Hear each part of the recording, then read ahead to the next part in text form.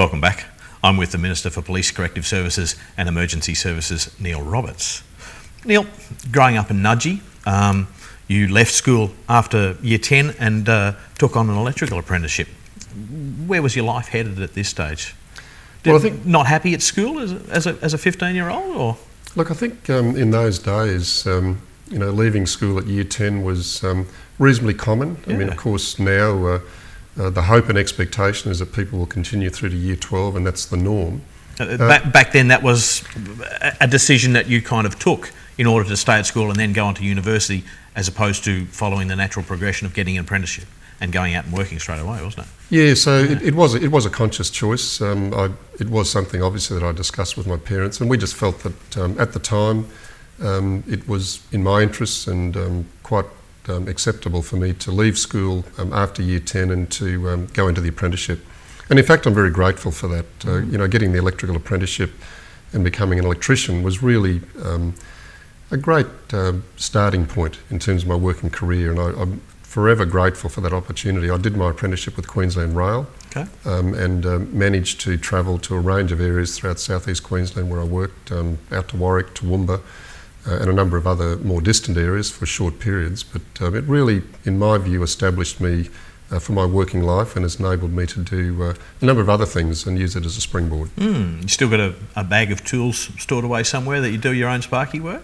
I don't do any more electrical work. That's against the law because I've lost my licence and relinquished my licence, but I still do have my toolkit, and I do assist an electrician friend of mine who I get in to do any electrical work that's required. Yeah, okay. All right, so there was a point in your life when you actually did make a decision to go back and complete your schooling. What was the thinking at that stage?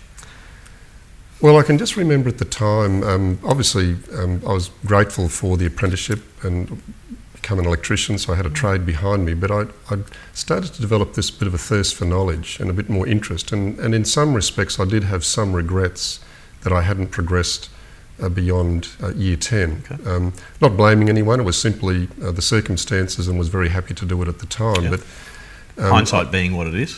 Yeah, and I think that, as you grow and move through your life, you just become more aware of your surroundings and become more interested in what's happening in the community. And I just felt that I wanted to do some more in terms of education. So I did, in fact, re-enrol in high school. I re-enrolled, it was at Kelvin Grove from memory, where I enrolled, I think, in English, I think ancient history and maybe a maths subject. And I think I lasted about 2 or 3 months. I just found that studying Shakespeare and some of the ancient history just really didn't do it for me. So I withdrew from that, and it was a short time later that I can clearly remember the moment. I'd returned into the workshop at Main, actually, here in Brisbane, and a friend of mine was flicking through the pages of the QTAC handbook, the Tertiary Admissions Centre handbook. And he was in a similar position to me. He'd left school early, and he informed me that he was going to start an electrical engineering degree. And by that time, I think although I was grateful for my apprenticeship, I was looking for something new. And I flicked through the pages and I saw an associate diploma in industrial relations, and I thought, I'll apply for that. To my surprise, I was accepted as an adult entrant without having completed senior. I started it, did pretty well, and ultimately upgraded that to a business degree, which I completed a number of years later.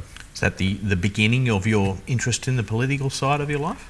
It coincided with that period. In the 1979-80 period, so this is sort of just a little bit before then, I had in fact undertaken I took a year off work, and I travelled throughout New Zealand, worked on horse studs in pubs, hitchhiked around the country, went up to the UK, worked in pubs in London, etc.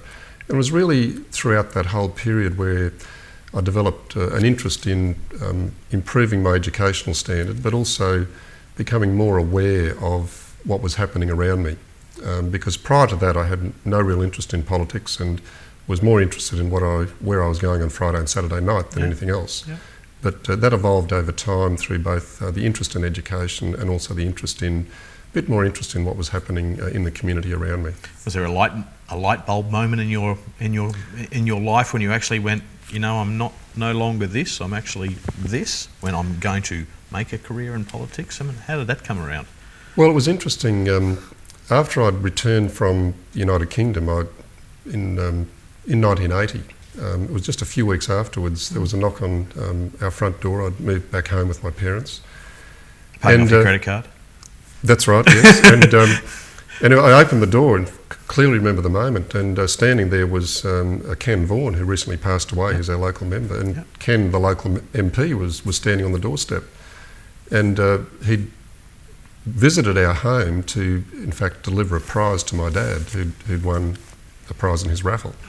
So it was really, he came inside, we talked, and it really was a discussion about, you know, where have you been and what are you doing? And somehow we got onto politics, and I asked the question about, well, when's the next branch meeting? And it was the following Wednesday, and I went along, and my interest in politics grew really from that very moment. What do you remember about that first branch meeting that you attended? Well, I think it was more a little bit of fascination. Felt immediately connected to the political process. I mean, here I was sitting in a room with the local member of parliament, the local councillor, and indeed I think the federal member or the candidate at that time appeared. So I sort of felt quite excited about the fact that I had a direct connection with the politicians, because up until that point these were sort of mystical creatures that only a few people got to talk to. Yeah. Was it the process that fascinated you? The fact that this was what was going on, this process was taking place in front of you? I think so, yes. And I think, again, as I've indicated, I started to show more interest in my community and how things were happening and why things were happening. And then suddenly I was sitting in a meeting where people who were directly involved in that process were talking about bills that were before the Parliament or issues that were confronting the government of the day. Of course, it was the National Party government at the time. So it was immediately engaging for me, and I was quite impressed and excited by that, and really just developed a real interest immediately and became more and more actively involved as the months went by. Certainly a vital period in Queensland politics. Yes, it was. It was a very interesting period in Queensland politics, and indeed the years that followed didn't disappoint as well. Yeah, okay. You're watching Meet the Ministers. My name is Shaun Bindley, and my guest on the program this evening is the member for Nudgee, Neil Roberts. We'll be back after the break.